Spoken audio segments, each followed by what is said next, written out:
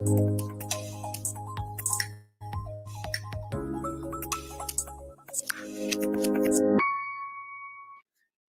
viewers. You're welcome to our channel today. This is Family Aspects. I want to say big thank you for every one of you that's been participating and commenting on our videos, especially the previous videos that we just did.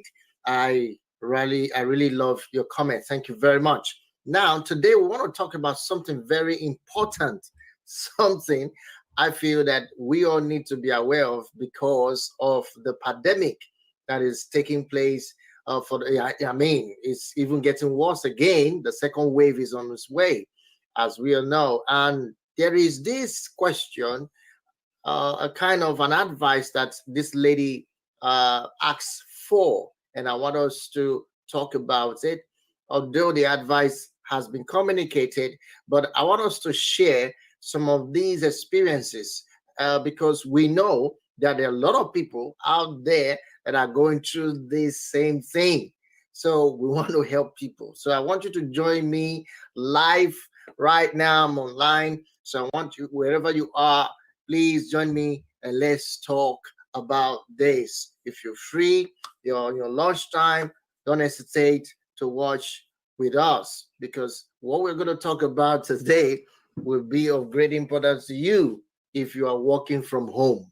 Okay? If you have a husband, you have a wife that is working from home, this is vital. This information is important to you because of the lockdown measure that has been enacted, put in place. We have a lot of people have a struggle in working from home. They don't know what to do. A lot of their spouses are feeling uncomfortable when their husband or wife works from home. And we want to help a lot of people understand that there are practicalities involved in working from home. Now that the lockdown measure is, in fact, increasing again, we just received information from the Prime Minister from the United Kingdom that the lockdown measure is going to go on Thursday. I'm going to show you that video, that part of the video before we begin. But here is what we're talking about today, and that is there's a question I received. It says, my husband is driving me mad by working from home and I don't know what to do. This is the situation. She is saying that the husband is driving her mad by working from home and she doesn't know what to do. Are you in that situation today? Do you have that kind of challenge? Is your husband or wife working from home and it's as though they are becoming too familiar or you are becoming uncomfortable with the situation? I'm going to read her letter to you. I'm going to read her letter to you without mentioning her name. It's an anonymous letter. Then I also want us to discuss the possible suggestion that can be done, especially those of you working from home. So before I proceed, I want you to, if you're watching us for the first time, like the video, share the video, and also subscribe if you haven't subscribed to our channel, because what I'm about to share with you, I believe would be a great impact to your friends, your relative, anyone you love that will be able to watch it from you. So before we continue, I would like to show you a video where the Prime Minister actually spoke about the lockdown measure that will be in place again from Thursday. Thursday will be on the 5th. Yes, on the 5th of November, which is again is a huge way, huge things to be done. When I mean huge, now this is way too much. It's going to affect a lot of families, affect a lot of economical sectors and all of that. But you see, it had to be done. And that's why I'm sharing this video with you, because more people are going to be working from home from on Thursday. More people are going to be working from home. So you might end up working from home. Your husband might end up working from home. More people are going to be working from home. So what are you going to do? Like this lady, she said that she's tired she can't take it. She can't take the fact that the husband is working from home, and because the way the process, the whole thing is being done. So if you are joining us for the first time and you're watching, please share this video, come online, and let's discuss this particular subject, and whatever you think it should be done. Your advice should be very, very, very acceptable. Trust me, we need people with with like-minded people, with some solutions to be able to help families all around the world. That's what this channel is all about. We provide solutions, information, ideas, and tips that will help families all around the world, and that's why we're sharing this information with you. Please join us, subscribe, and also like the video as we discuss this particular fact. Now, great, very great. So he said, my husband is driving me crazy. That's what he said. My husband is driving me crazy by working from home, and I do not know what to do. So she need help. She said, please help. How can I handle this? Now, if you are there, you have been working from home. How have you been able to survive the process? How have you been able to cope with your family if you have a family? So I'm going to read some of the letter to you. And before we read the letter, I would like us to watch a video where the Prime Minister actually mentioned about the upcoming lockdown from Thursday, 5th of November. And I want you to listen to this. The virus is doubling faster than we can conceivably add capacity. And so now is the time to take action, because there is no alternative. And from Thursday until the start of December, you must stay at home. You may only leave home for specific reasons, including for education, for work, let's say if you cannot work from home, for exercise and recreation outdoors with your household, or on your own with one person from another household, for medical reasons, appointments, and to escape injury or harm, to shop for food and essentials, and to provide care for vulnerable people, or as a volunteer. Christmas is going to be different this year, perhaps very different, but it's my sincere hope and belief that by taking tough action now, we can allow families across the country to be together. We must act now to contain this autumn surge. We're not going back to the full-scale lockdown of March and April. The measures that I've outlined are less prohibitive and less restrictive, but I'm afraid from Thursday, the basic measure is the same. Stay at home, protect the NHS, and save lives. There you have it. So again, the Prime Minister have spoken. He said this is what's going to happen. I'm sorry for the beginning of the video. There was so much echo coming up. I have to did a lot of adjustment to that. But if I will play the video later again after this discussion, so you'll be able to pick some of the things that he said if you haven't already received that message. If you live in the United Kingdom, that affects you. So if you live in the United Kingdom, you need to listen to that. Okay, now here is the scenario. Here is the situation. I want to read the letter to you. It says, here I have the letter with me, so I want to just read it from my email. It says, my husband used to walk away a lot.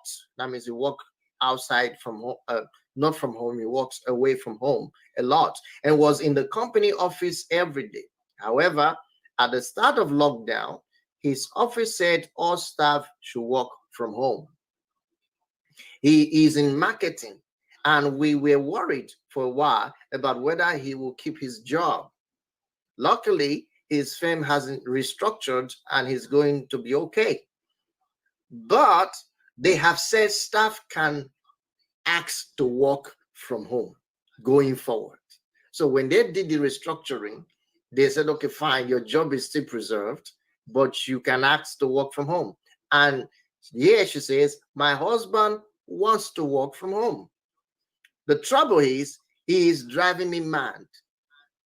We have 2 children. Now, here's the concern. We have 2 children, age 6 and 8, and I don't work. She, as a wife, she doesn't work. I love being at home during the day when everybody is either at work or school. I have a nice group of local friends who I meet regularly for coffee or the gym. We have a dog. I love being at home, cooking and cleaning, or pottering about the garden. Okay. One of the hardest parts of lockdown has been having everybody at home on top of each other, especially as we only have a small house. Okay. My husband says he can work from home using our kitchen table, but he's always on loud calls. And the thought of him being at home every single day fills me with dread. I just want him to go back to the office so I can have my house to myself. Should I say something to him? In other words, what do? I need your help. Okay.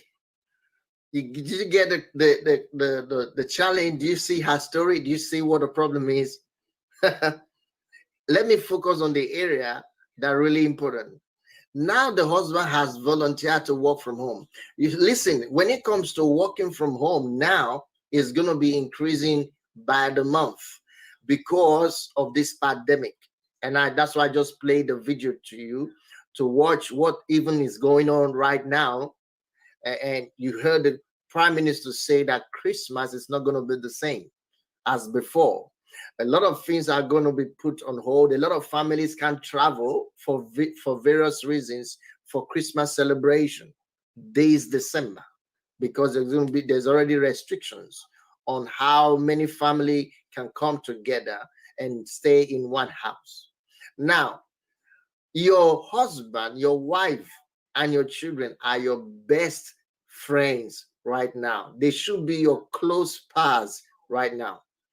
The best opportunity you've got to know them more than you have ever known them before, get acquainted with them more than you have ever done in your life is now. I don't see any reason why any family should be uncomfortable having one part of the member of the family working from home.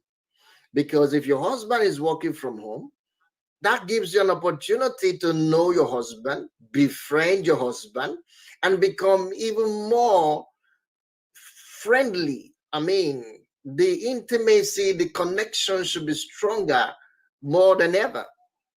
And that's one part. The same thing with when your wife is the one working from home. This is so important that we have to see the advantage of it instead of just being selfish. I'm not saying that you are, but I'm thinking because you're not looking at the other side of the story. You're not looking at the other side of the coin. Because what you just complain about is one thing that he's loud when he's on calls. If that is the problem that you're having, that can be handled, that can be discussed. And I'm going to share some ideas with you, especially those of you who have such challenges right now. What you can do, the possible things you can do to make changes like this. Okay, that's what I want to share with you. I'm live. You can give your comment. You can share your thoughts. I will read your comment. I also understand what your plight is. I'm open to all of your comments. I agree with whatever decision you want to make if you're deciding on any other thing. But this is my suggestion, okay? Whatever I'm giving you now, this is my suggestion, okay? So the first thing is, there's nothing wrong if your husband is working from home. There's nothing wrong if your wife is working from home. What is required is a practical application of the principles, the guides on how to work from home, so that it will not affect your relationship at home. It will not, interfere with your family. And that is the key that a lot of people who are working from home are not noticing on implementing. You need to implement a practical principle of working from home. And that's what I want to dive into today, to give you some ideas about what can be done, okay? And how you can work from home and do not allow that to not conflict or affect your relationship with your spouse. It's so important. Okay, now she said the husband is loud on calls, and again, in addition to that, she also have her own life, to live, because she had 2 kids, and then after doing all the school runs and all of that, when the children are in school and he's supposed to have been to work, there she have the house to herself. That's why she need that freedom. She don't want anybody to take that from her. She said she had a group of friends and the neighbors that she had to meet with, either for coffee or for a gym. But at this time, that can't be because of the pandemic. The restrictions is there already. You can't be thinking of going out with a group of people to neighboring or for a gym, because all of those hospitality facilities are closed at the moment. So now let's face what is real, that he is loud when he talks on the phone.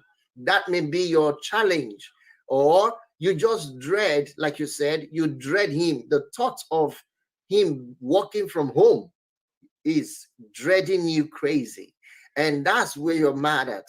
I understand that, but it can be worked out. So here's my suggestion in doing such things. But understand something, that your husband, his responsibility as a marketer must stand. He has to work. You are not working, like you said, so your husband is the one working. So it is now your responsibility to create that avenue, that platform, for him to have a conducive environment to work on or work with in or from home in your house. I understand on your letter that you said you have a very small house. Let's assume you don't have a big house, maybe a measure of 3 bedroom max. That's what you have. Well, it can still be managed. How big is your living apartment, your living room, your reception room? How big is it? Can they be a section that he can use? Do you have even a small storage unit, a play like a storage place that they can convert into an office? Or probably you can have put money together in your garden, outside the building, in the garden section. An office can be set up for that. There are many options that can be done, but in reality, you need to discuss this. Hello, everyone. You're watching. And if you're watching for the first time, hit the like button and subscribe if you haven't subscribed yet. I'm talking about a certain challenge that a certain woman is facing. And she said that she need help about how her husband is working from home and is driving her crazy. We are in a moment of lockdown. She doesn't know what to do. She doesn't want to get into fights with the husband as regards to this working from home syndrome, and that's taken over the nation due to the pandemic, coronavirus attack in all of the places. But in reality, it is something that can be manageable. First of all, there will be sacrifices to make peace reign in your home. And that is what I suggest that can be done. So what you need to consider first is that, is my husband, all right, willing to forgive, take advices, or take some precautions to make a change? If I tell my husband what I'm facing, will be able to accept what I'm going to tell him about what I think should be done concerning the situation? So in real terms, it's going to be very hard for you to tell your husband You don't want them to work from home. You can't say that to your husband, please don't work from home. That is not going to work. That is going to be a huge, it might boomerang. It's going to be a problem. So you don't want to make that happen, say that, okay? And again,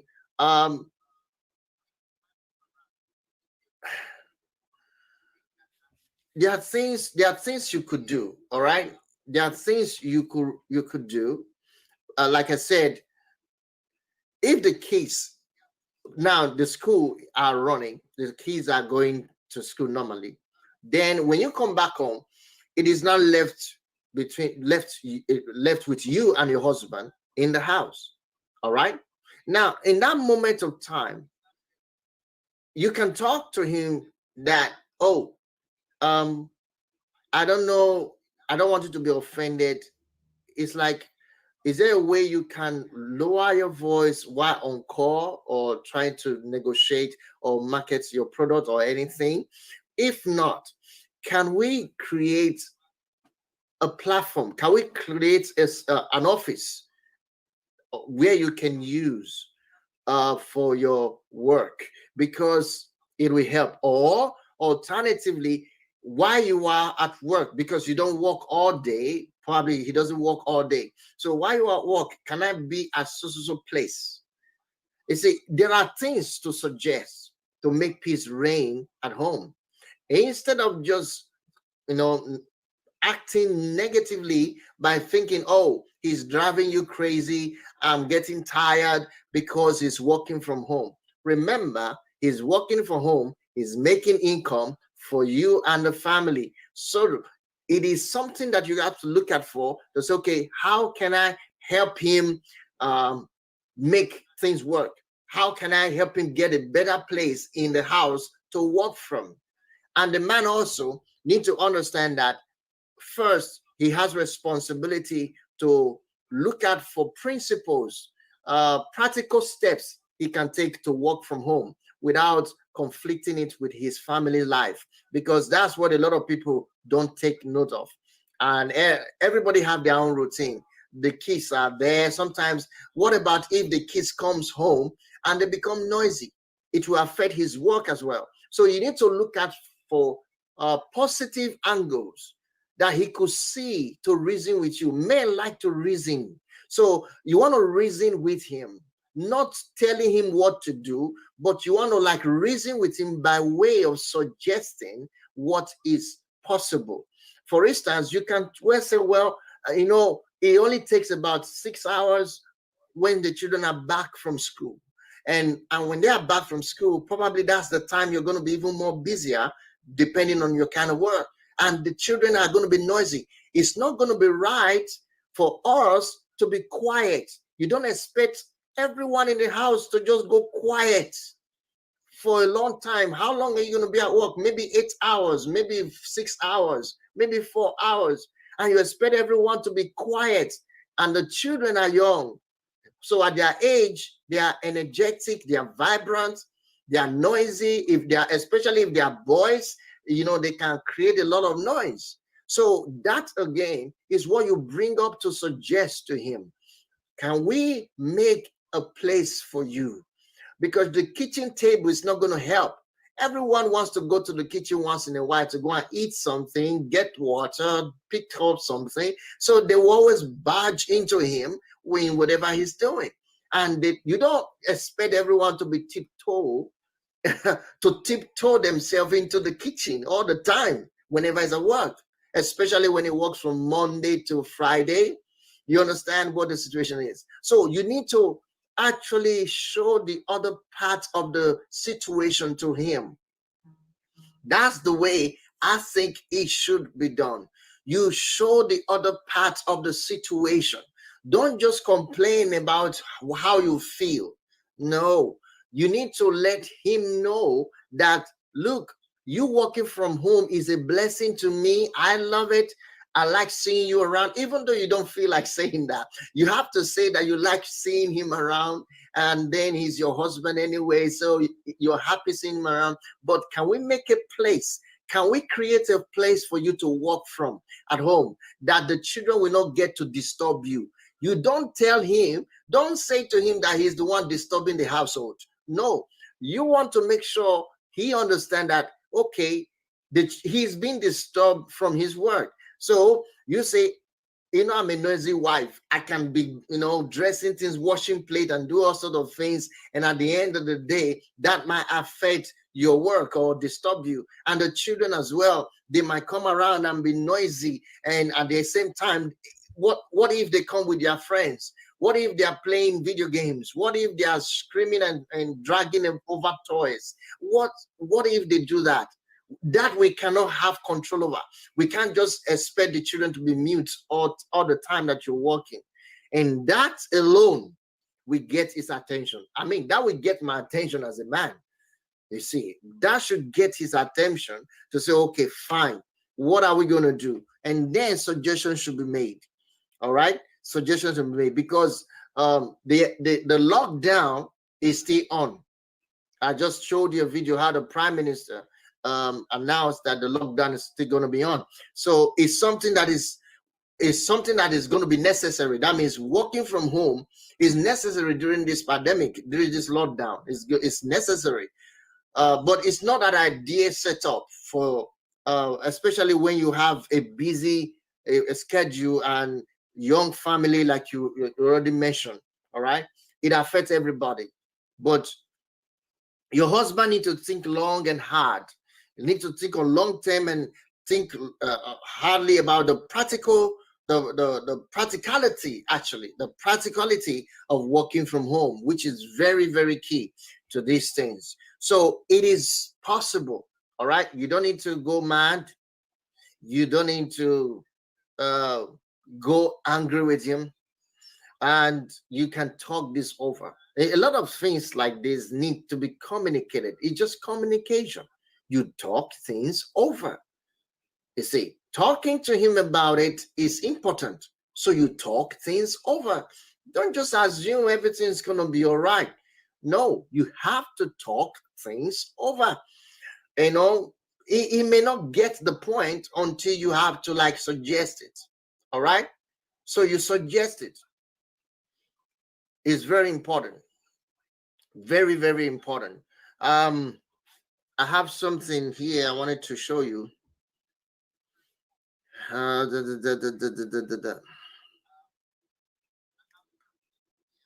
Okay, maybe I'll talk about that later on our next video. But I hope you understand the point that I'm making in and addressing this. Let me again share with you the video of the Prime Minister when he spoke about the lockdown, and I believe that is very important as well, because we all need to understand what we are facing as a family and what is expected of us. Again, it's not like he wants to change the situation by himself. It is just the pandemic. And whenever this pandemic are on, or this kind of restrictions are on, we just have to comply for the sake of safety. So listen to this. The virus is doubling faster than we can conceivably add capacity. And so now is the time to take action, because there is no alternative. And from Thursday until the start of December, you must stay at home. You may only leave home for specific reasons, including for education, for work. Let's say if you cannot work from home, for exercise and recreation outdoors with your household or on your own with one person from another household, for medical reasons, appointments, and to escape injury or harm, to shop for food and essentials, and to provide care for vulnerable people or as a volunteer. Christmas is going to be different this year, perhaps very different, but it's my sincere hope and belief that by taking tough action now, we can allow families across the country to be together. We must act now to contain this autumn surge. We're not going back to the full-scale lockdown of March and April. The measures that I've outlined are less prohibitive and less restrictive, but I'm afraid from Thursday, the basic message is the same. Stay at home, protect the NHS, and save lives. So you got it now. So again, this is gonna go on. All right, it's gonna go on. Hopefully by January, everything is gonna normalize. We hope so. If there is no other wave that they may forecast, daylight forecasting things. So we just hope there are no other spike again on the upcoming year, 2021. So this is exactly what you should do, friends. This, if you are going through that situation, this is my suggestion. This is my honest opinion about what you could do. Don't allow your husband or wife drive you crazy. Sometimes I hear things like that. I'm disturbed because what would that lead to at the end of the day? We don't want to create room uh, for any invaders. We don't want intruders. We don't want anything to be a devourer or kind of dividing the family asunder. We don't want division in the family. That's what I'm trying to say. And we don't want that as a fellow. This is your life. This is the family you love. So you don't want such things to happen. Anything to bring division, confusion, quarrels into your family. So there are ways to iron every challenge. To you, this is a huge challenge. But you see, if you would take this advice, you'll be amazed how beautiful it will turn out. You'll be amazed. There are ways they can set up a very small of 3 feet by 3 feet office. That can be awesome in the garden. It can be done 3 feet by 3 feet. And or probably can choose to schedule timing. And then if it is 2 hours for call, within that 2 hours, he can get a place, or probably you guys should get a bigger place. Encourage him to get a bigger house where he will have at least one room to himself to do all of the official work. And if he speaks to his company about that, and probably they might, give him some allowance to help him do it. So again, there is a solution. It just have to be discussed. And I will encourage you, if you are going through that challenge as this woman is, discuss it with your husband or with your wife, the possible solution, you see, to make peace reign.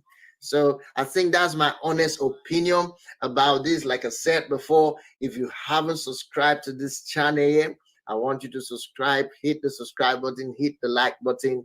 Again, this is one of the things that we expect from viewing it. So it's going to help the algorithm. It's going to help us get more views so that people will see this video and become part of what we're doing in this family. So thank you so much for watching. I really do appreciate you guys for watching this video, and share and share and share. Now, if you have any question, if you have any challenge you want to write to us, write to us. Our email address is on the description below on this video. You just check the description below on this video. You will see our email address. Send us an email, write to us about what you want us to talk about, or you need some guidance and advice on what about your family, because this is family aspect. So whatever challenge you're going through, you want help, write to us. Don't hesitate to write to us, or you can leave your comment at the comment section below. We'll be glad to get back to you on it. Thank you guys for watching. I really appreciate, and I'll see you in our next video. Until then, cheers. God bless.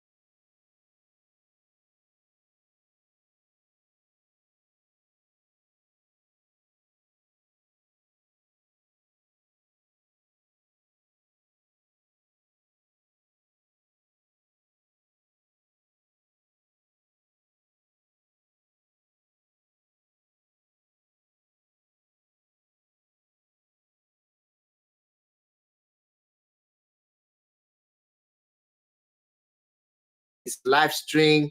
I'm live here, so this is not like pre-recorded video. So we want to discuss. I want everyone to discuss with this subject because it's very important that we provide solution to this lady that is going through this particular challenge in our marriage and as a family.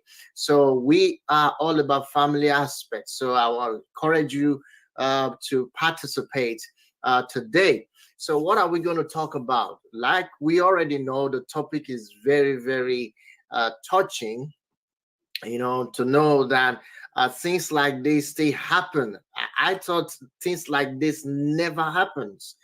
I never know that there are people who will actually value their mother. A man will value much more their mother than the wife that they marry, and also go ahead to defy their marital birthright for the. I can't imagine that. So I've been thinking about it. My mind has been going through it. I think, what is going on in families? What are people going through in their marriages? It's terrible. So I want us to talk about it, and I want everyone to participate on this particular topic, because your opinion, your suggestion, your idea, whatever you think is right on this matter, is gonna help a lot of people. Believe me, it's gonna help a lot of people. So I encourage you to participate today, this afternoon. I want you to share your comments. I want you to call in. If you want to call in, you must say something about this, because this lady need an answer. There are many women out there who need the same answer right now as we're talking. They need the answer. They need this question to be answered. They are going through this particular challenge in their relationship as we speak. So it's a huge, huge, huge, mind-blowing, very disturbing issue. For me, it is disturbing. It is a huge concern. I cannot imagine that going on in a family. Let's just cut the chase, let's cut the chase and go right into the question. Let's see exactly what the question is about, and let us analyze. If we are all adults, let us analyze logically this situation. I want us to analyze it logically, because this is a huge thing that I feel every woman who's going through this particular situation should break out from. I believe is a bad thing, is a bad practice a man will engage, and I don't think any marriage should be, or family should be, doing this or allowing this to happen. So let's look at the question right up front, and then we're going to come back and then talk about all of these things. So stay tuned. Don't go anywhere. Like I said, this is live program. I don't want you to go anywhere. I'm here live. We're going to be discussing. I'll be right back in a minute.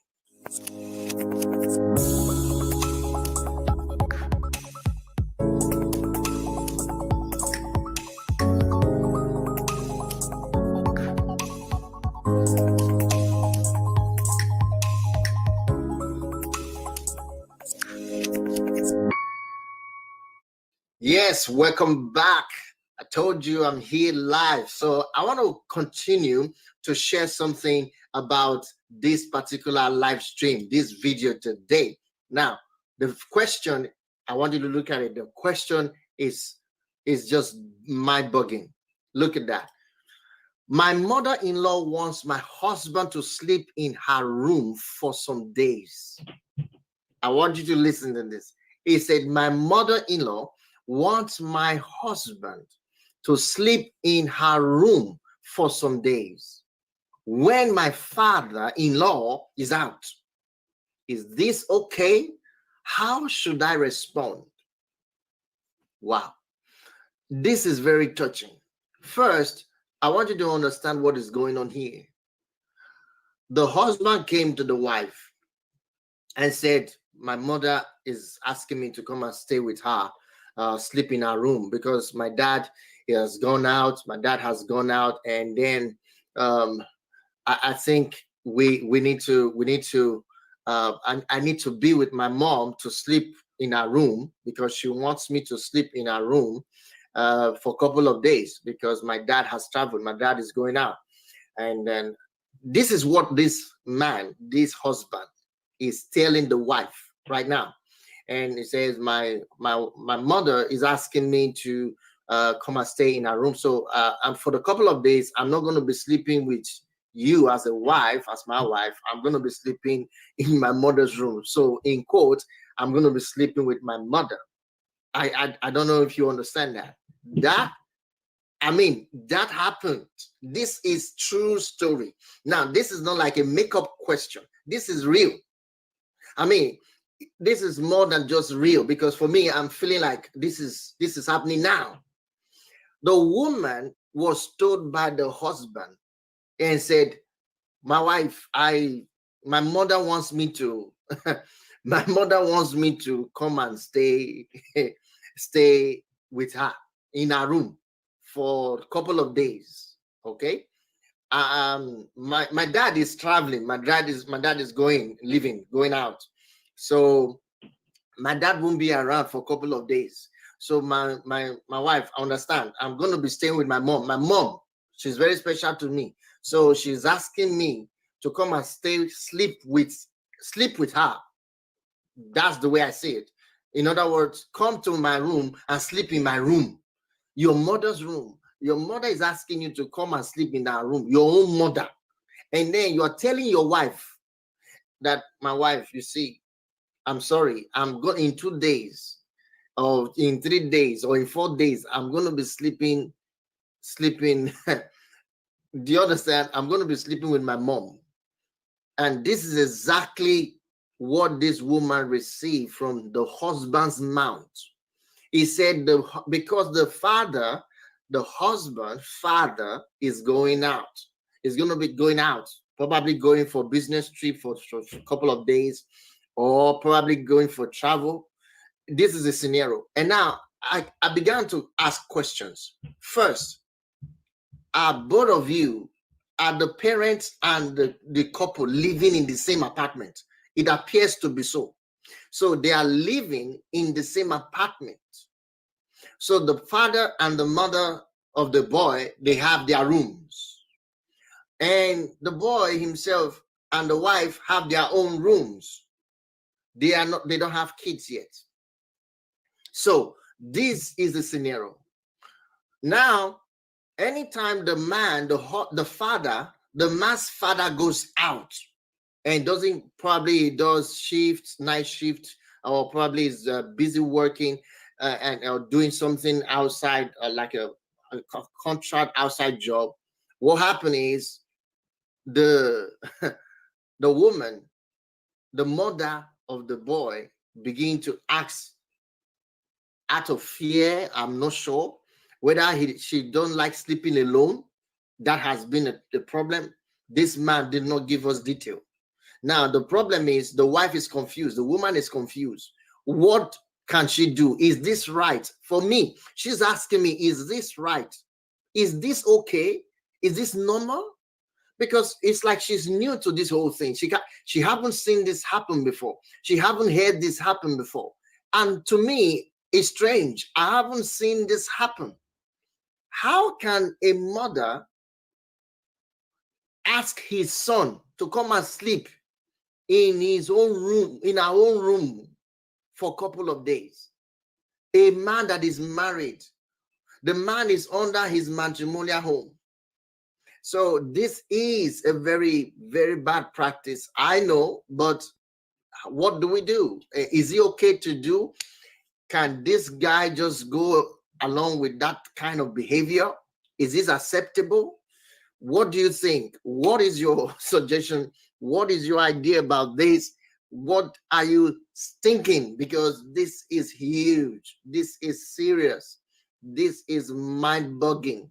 All right? Yeah. Why it says is a bad practice. Of course, that's what we're talking about. It's a bad practice, but people are practicing it. How do we help them stop the bad practice? What can they do? What can they do? Let me read the question to you again. If you haven't seen the question, I'll make it very bold now so you see. Now, it says, my mother-in-law wants my husband to sleep in her room. This is the mother-in-law. Wants my husband, she's the one asking this question, to sleep in her room for some days when my father-in-law is out. Is this okay? What should I do? So you see the question. That is the problem. So imagine a man will wake up in the morning and say he wants to become a husband and marry a wife.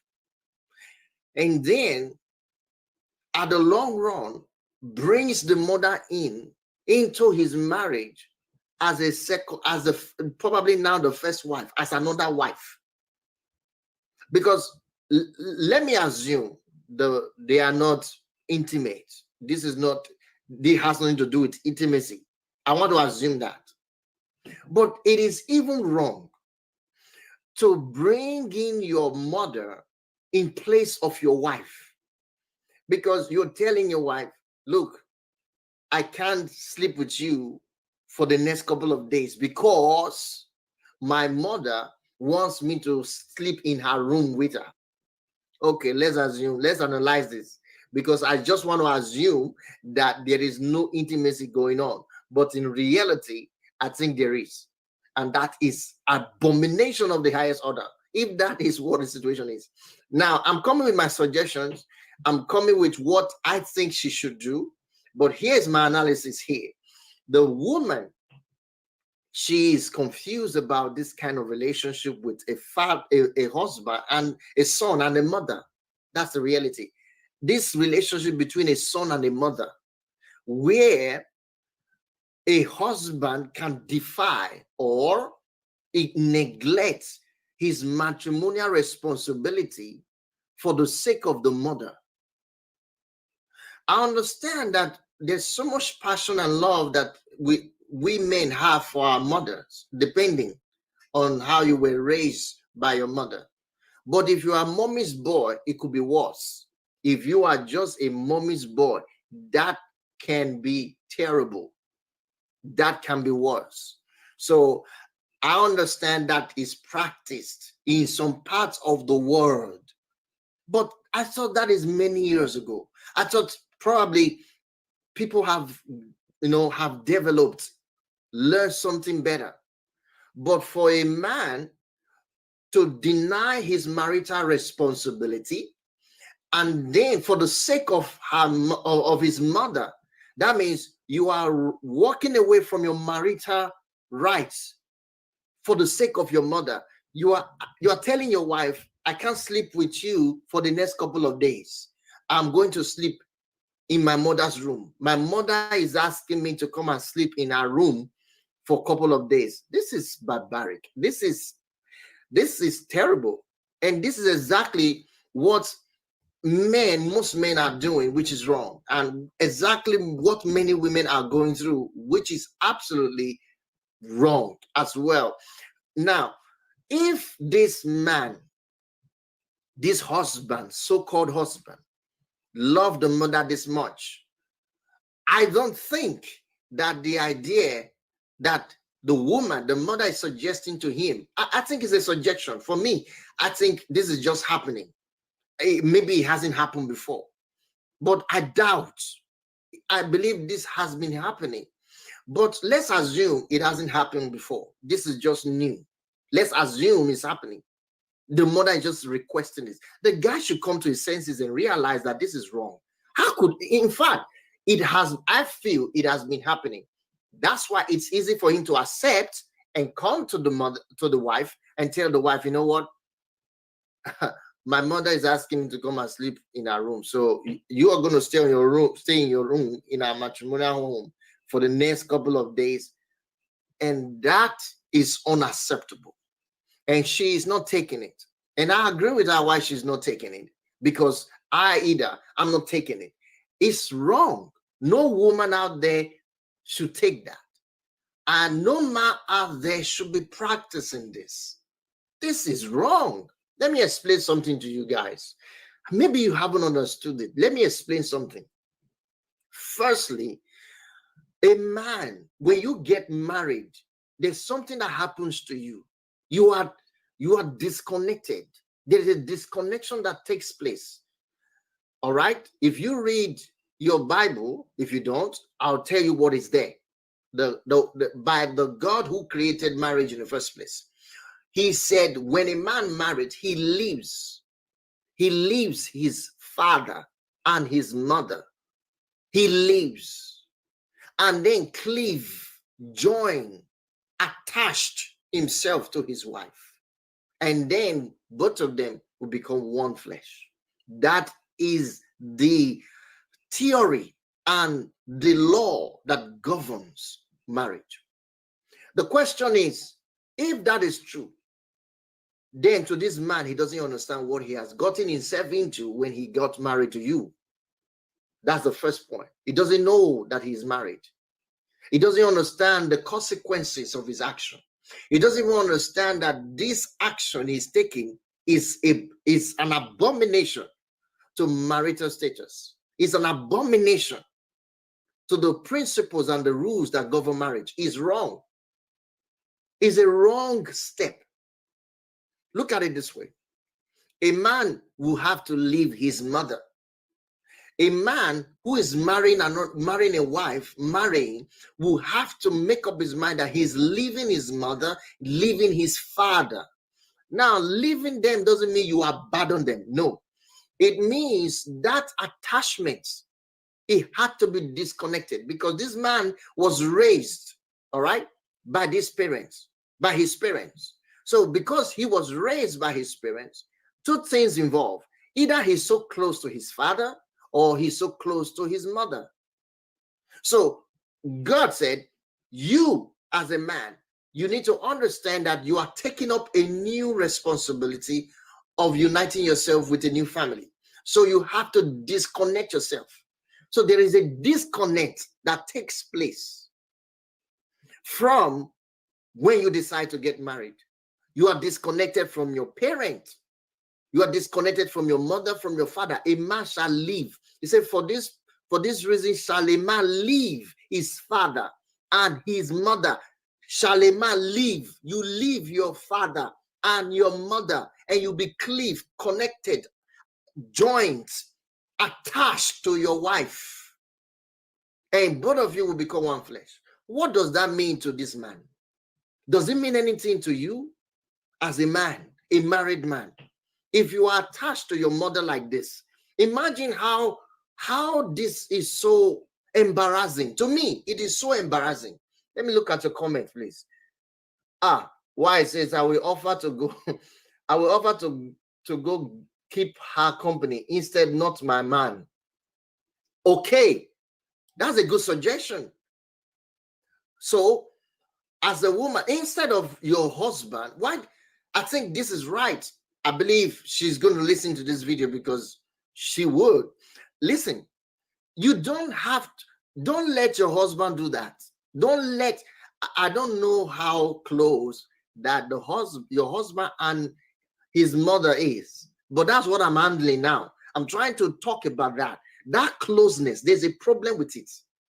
That closeness between a mother and a son who is now a married man, there's a problem with it. It's wrong. It's wrong in all ramification. It's wrong in biblical terms. It's wrong everywhere. I think it's wrong. Because when you're married, you're married. Okay? And when you're married, according to the Bible, you have moved away from your parents. You are not attached to your wife. You are attached to your new family. Your wife is now your priority, not your mother, not your father. Of course, they are important. They are very important. I have parents and I'm married. My wife has parents and she's married to me. So we're married. But we understand what this means. When you're married, it is the person you married to that becomes your priority. It becomes your focus. It becomes the one that whom you share your emotional, spiritual, and physical attachment with. Is that person. Your intimacy only is granted the permission between you and your wife. That's where your intimacy ends. Any intimacy outside your marital boundaries is an abomination. It is wrong. So for you to say that your mother wants you to sleep with her, no, sleep in a room. Let me just say, because that's her word. She says sleep in a room. Your mother is asking you as a man to come and sleep in a room because your father is not around, he's traveled or gone out for anything. Then you are saying, you are considering it as a man, a married man. You are telling your wife to accept the offer. I can't imagine it. I can't imagine. My head is aching for this, really. I mean, Rita, welcome here. Rita says, oh, let me put it up. Rita says, some people don't know the meaning of marriage. Indeed. And a lot of people. I'm amazed. I'm amazed. Now, it's not funny. I may be laughing, but it's so annoying. For me, I'm embarrassed as a man. I'm very embarrassed. I couldn't even hide it. That's why I have to come online. I said, let us discuss this. This is not something I'm going to do a video on. Let me just come and discuss. I want us to talk about this. I want us to see this thing, that things like this is happening here. It's happening. I'm not kidding. These things are happening. And there's fire in the mountain in many homes. Imagine think about it now. Imagine this.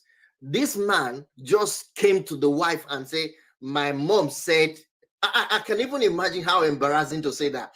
My mom is asking me to come and sleep in our room with her. And because my daddy is going out, you are talking to your wife. What a boy.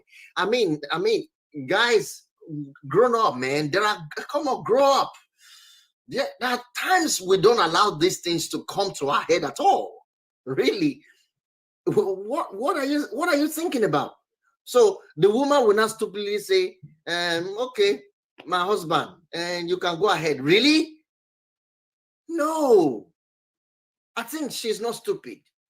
No woman should act stupidly like that. No matter, now it may not be on this particular scenario.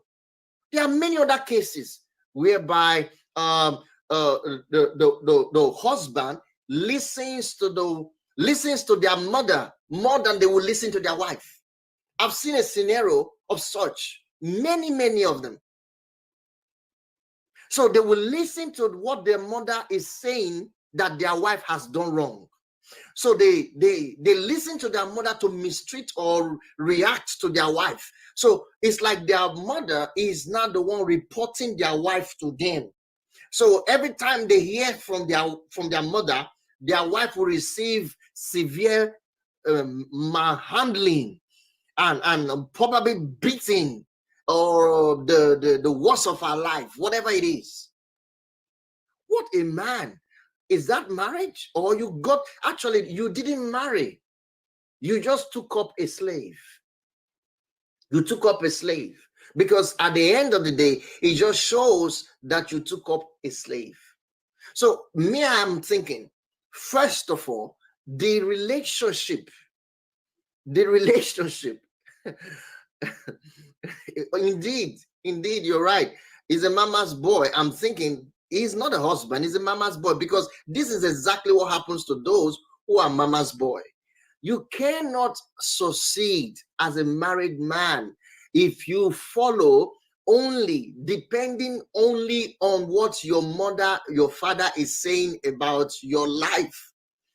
You should understand, when you are married, you are separated from them. You can take advice, but there are advice. Listen, let me tell you something. My parents does not advise me about my family, about my marriage. It has never been. I've been married for over 8 years now. My parents have never one day say a word concerning my marriage. Not that we don't have challenges. We do. But because we have learned how to manage, how to coordinate, how to overcome some of these things. We have learned it. So it is hard. The foundation is not there. So it has never been there. So there's no way that we will not start depending on that foundation. I want you to understand what I'm trying to say. So this is so important for the guy to think. I think before the woman will summon such courage and tell the son and say, please come and sleep in my room. Oh, your daddy is going for a couple of days. I want you to come and sleep in my room for a couple of days too, because your father is not around. Hey, I don't get it. No, I don't get it. Are you saying that whenever your father is not around, you take the position of your father to be a husband to your mother? I don't get it. Because this is exactly what this woman is portraying right now, this so-called mother-in-law. She's portraying that the son is also her husband, even though she is the mother of this man. That's exactly what I'm getting. Exactly what I'm getting from this, because I can't imagine that a woman, a mother, will boldly proclaim rights over his son who is under a matrimonial bond. I don't understand. You don't get my point. The man is under a matrimonial bond. He is married. Guys, you need to help me here. I need you guys to help me. I need you guys to help me, because this lady needs answer. That's number one. Number two, there are many women out there who are going through the same thing right now. We need to help them. We need to provide solutions, what they can do, strategies, things. Because first of all, I would suggest that this woman, this lady who is being a victim of these circumstances right now, I think she should go on investigation. She should investigate the relationship between the son and the mother. That's number one. If I were in her shoes, I will investigate the relationship between the mother and his son. As a wife, I'm going to investigate that. That's number one. Yes, I understand that why I said that she will offer to keep the woman company instead of the husband. That's a very good one. But before that, for a man, for a mother to ask for his son who is married to come and sleep in her room for days just because your husband is not around, something is wrong somewhere. Not that she lives in a different apartment. No, they are living in the same apartment, the same building, but she's in her room, probably in another flat in her room. The husband and the wife, they are in their own apartment, in their own section of the house. Apartment on the house, right? This is a situation. This is a scenario. Oh, you are saying that now, Rita. Let me tell you something. Is it the wife must have seen all these traits before getting married and thought he will change after marriage? Well, you're right. It may be. It may be not. You see, that's the point. What I'm saying is, this your suggestion here is right. It could be in reality that she eventually knew through the time, but she thought it's just the mother-father relationship. I mean, mother-son relationship. All right, she just thought it's just mother-son relationship. There's nothing wrong with that. Okay, that's fine. So if the mother-son relationship, that's fine. There are many women like that today. Oh, okay. I was listening to a marriage counselor one day who was advising some lady. Look at what she said. She said, if your husband to be has a very poor relationship with the mother, or does not have any closeness with the mother at all, that's one. Or she says, if your husband to be is not related, is not closely joined to your mother in a way that you will be jealous, he said, then that man is not a man for you. Think about that statement. See, you think about that. Rita, what do you think about that statement? You guys are watching now. What do you think? Look at that. She said, this was a lady advising other ladies on what kind of man they should marry.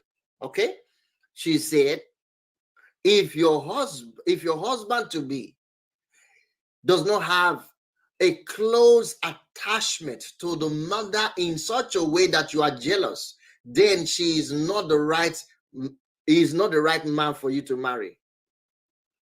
That man cannot take care of you. That man cannot make other women jealous of you. I don't know if you understand what she was saying. So exactly the point. So there are some women who sees this as though is an important thing to them.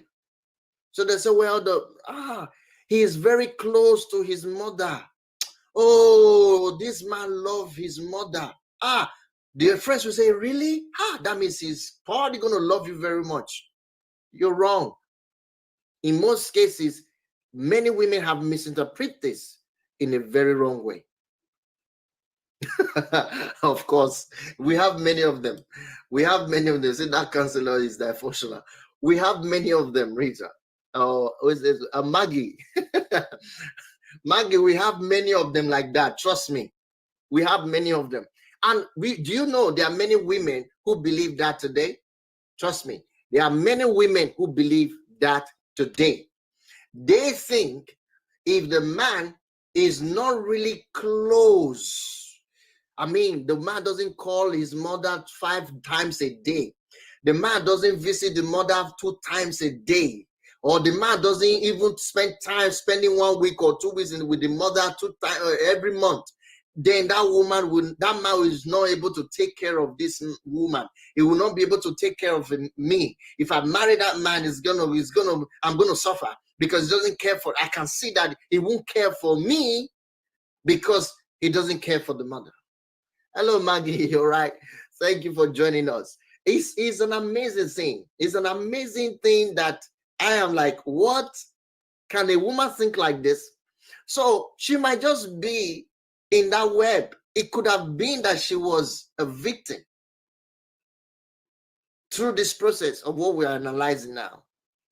So So what do you think? Because Rita said, well, all right, let me put up what you said. Rita, you said, well, I wouldn't conclude that man is not the right man for me. Good. My thought would be investigate why he is not so close to his mother or father. Not so close. What about if he is close? It doesn't have to be so close. Do they have to be so close? I love my wife. And I love her ever before I met her. And when I met her, I knew she was, before I met her, before I got married to her. I loved her before I got married to her. And I still do. After 8 years, I still do. But it has nothing to do with my closeness with my father or my tight closeness with my mother. No. I love my parents. I love them. I care for them. But that closeness that we're describing, that should portray that's how you should love your wife, is wrong. We need to understand sometimes we think we are getting the right advice. But for me, based on my experience and what I see happen, is wrong. And look at that. Maggie said, I enjoy video like this because it's prepared me for the future. These are things to look out during our courtship. Yes, it's very important, my dear. It's very important. So I believe, I agree with you, Rita, what you're saying. There are a lot of people who have that as an option. But in reality, it's not supposed to be all the way we are looking at, it should be very close. Yeah, you can find out why. There's a situation whereby the guy doesn't talk to his mother, probably they quarreled and all of that, or it doesn't talk to the father, probably they quarreled or something. That is different scenario. But another scenario you want to look at is that the man doesn't take care of his parents at all. That is another deep scenario that you should think of.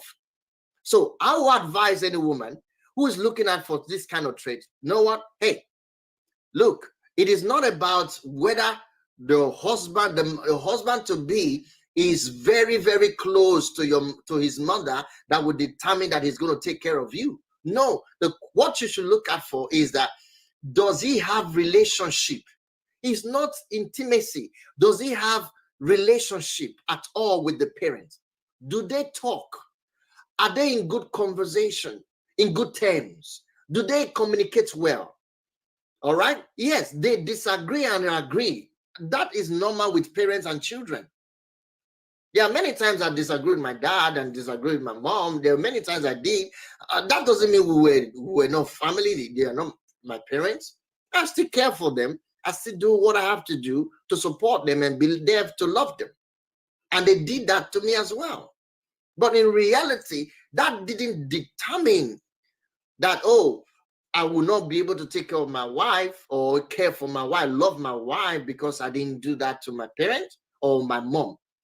First of all, the basic thing is, does that man take care of the parents when they need help? That's the key.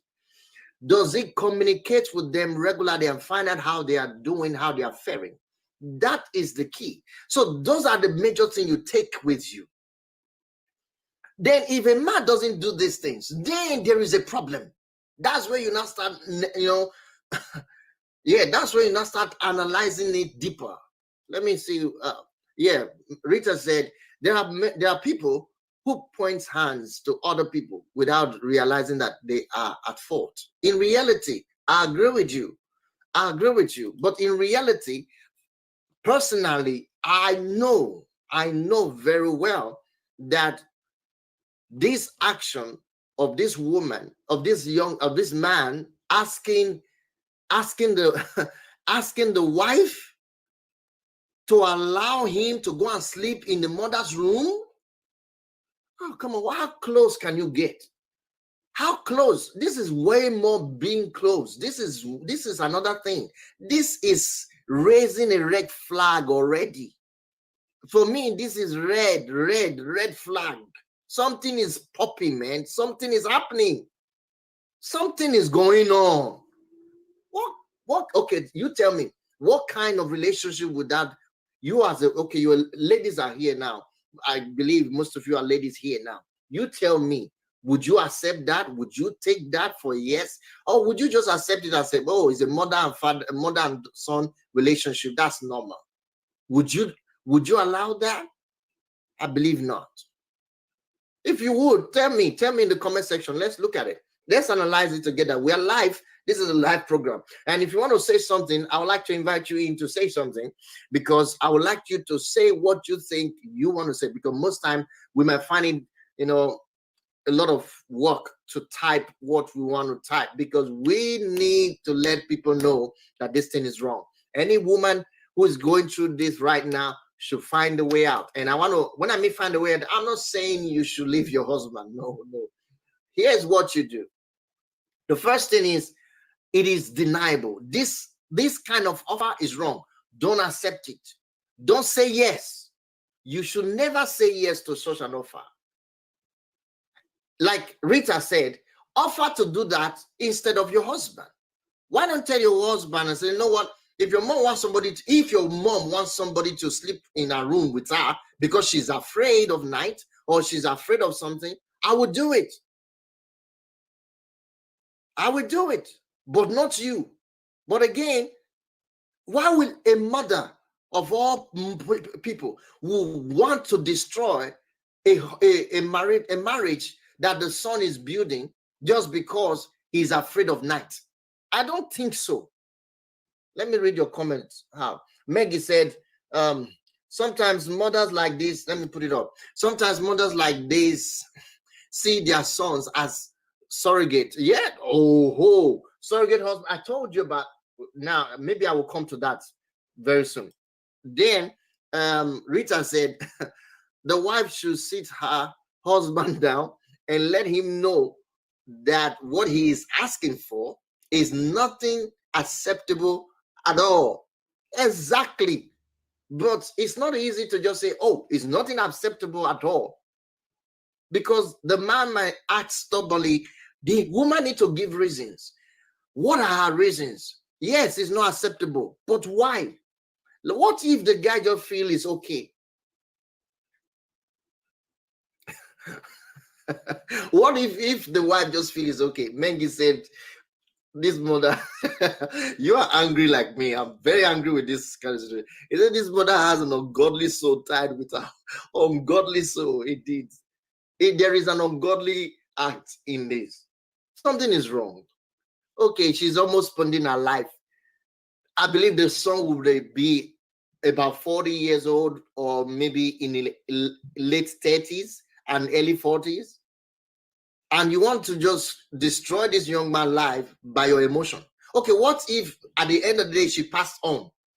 She finally died. Everyone would die one day. So you finally passed on and leave. So what do you think his emotional state will be? He will be in trauma. Then it will be very difficult for the wife to even comfort him, because at that moment there's no room. Even now, it's like the mother is the one comforting him while the wife is still present. I'm telling you. Yes, Rita said, well, it is not going to be an easy communication. She needs to communicate amicably. Yes. Okay, for you now, what do you think? I'm asking you, Rita, what do you think she should say? What angle would she have? If it were to be you, what do you think you would do about this? How will you handle this? What will you tell her? What will you do? Because I'm thinking as a man, all right? But I want to hear the opinion, the side of a woman. That's why I came up online to share this. Otherwise, I would have just do normal video like I normally do and then post it up. But I thought, no, it's not going to help, because that would be just thinking one side. I want to hear your opinion about this. What do you think? As a woman, what will she do? Let's say now this is solution time. We know that the problem is there. It's wrong for a woman to do that. I mean, for a man to do that to the mother is wrong. And for a mother to be asking that from his son, who is married, not that he's not married, he's married. Even when he's not married, there's something, people will raise flag and say something is wrong. Why would your mother be asking you to come and sleep in her room? It didn't say to come and sleep in the house. Not that they are the husband, the mother and the father of this boy are in another house. No, it's not about they are in another house. This is the same house, one house. They are all in this one apartment.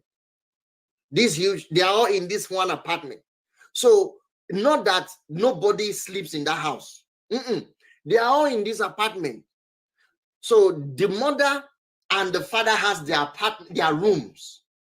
Then this man who is married has his room with the wife. They have no kids yet. This is the scenario. And the mother is asking him, his son, to come and sleep in her own room. Not that she live in another house. This is where I wonder. I'm thinking, what's going on?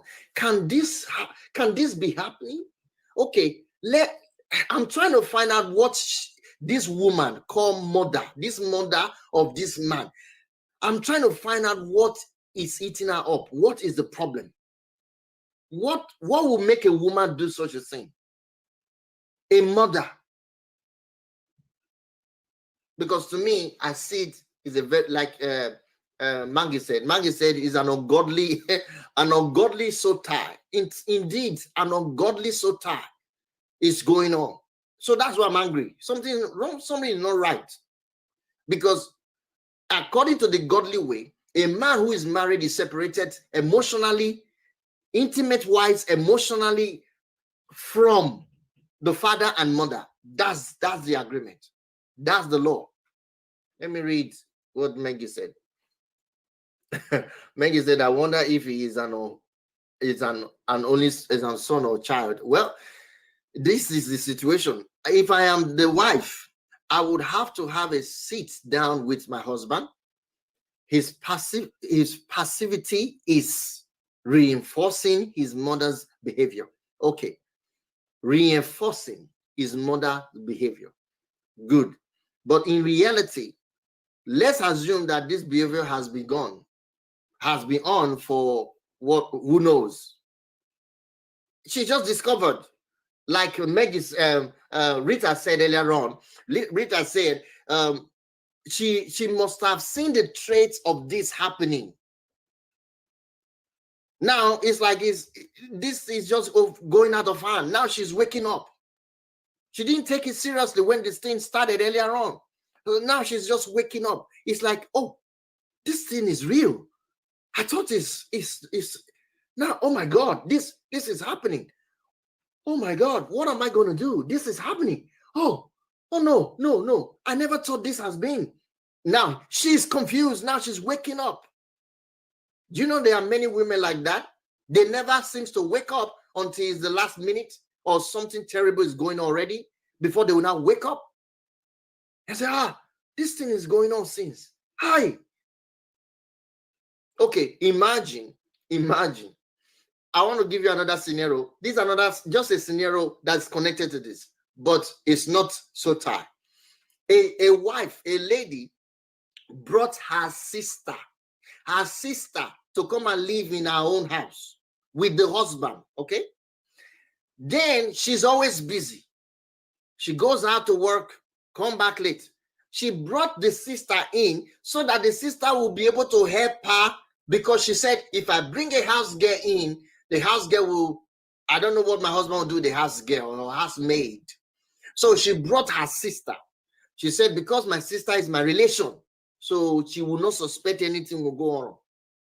So she brought her sister into the marriage, to the family, to stay with them. And then she will spend hours doing business, going to meetings, company trips. The man who she married became idle and feeling lonely. So his eyes were now shifted away from his wife to his sister. And one day she was shocked that the sister got pregnant for the husband. The question is, the question is, whose fault is it? Is it the man who was indisciplined, unable to talk and keep himself? Or is it the wife who stupidly go and brought her sister into the family to use her as a helpmate because she's so busy to pay attention to wife? Like we said earlier on, let me read your comment before I continue. Yes, let me read your comment. Maggie said, the signs have always been there, but they did not make sense to her then. She misinterpreted the signs. Now she's awake. That's what I'm talking about. That's what I'm talking about. And it's wrong. Let me read Rita's comment. The wife should get to ask the husband if there was a past experience with his mom when he was a child. That's a strong one. Was there any sexual activity happening between him and the mother before she? Do you think, listen, Rita, do you think this guy will admit to this? He knows the consequences. Even though things like this may have been, he won't admit to it. I think he won't. He might probably deny it and talk it over because it's like he's free with it. The only thing, she might try this, she may try it, but in reality, I don't think the man himself will admit to this. Trust me, Rita.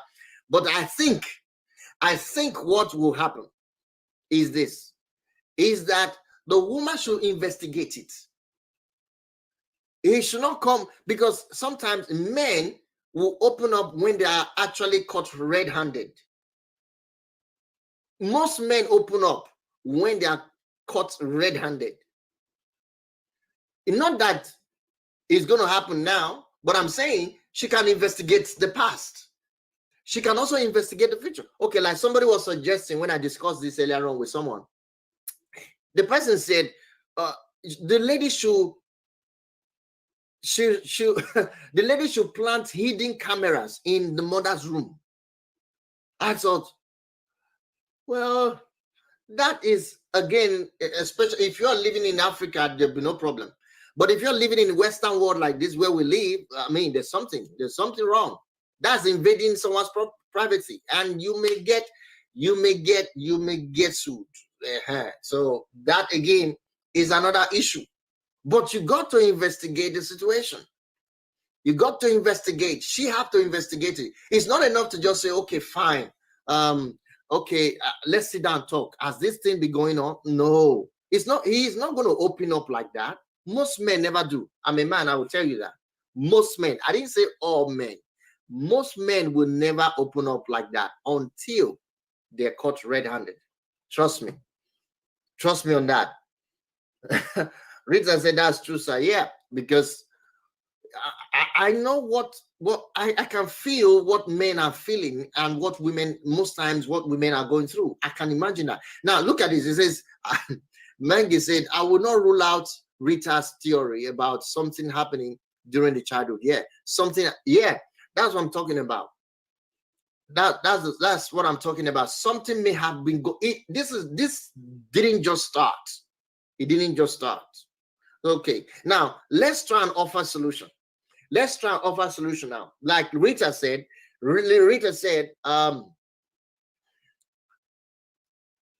yes, Rita said the wife should get to ask the husband if there were past experience with the mom when he was a child. Was there any sexual activity happening? Well, I suggest that Rita's suggestion is also wise. The woman should ask. Sometimes there's no harm in asking. Why not ask? If you're uncomfortable with such decision, let's say this. If your husband is so close to the mother in such a way that you are jealous, you should ask question. Yeah.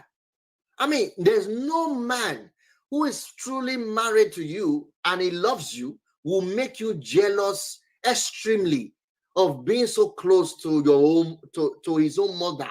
Not even your mother as the wife. No, his own mother. It doesn't make sense. If the man is close to your mother as the wife, that's okay.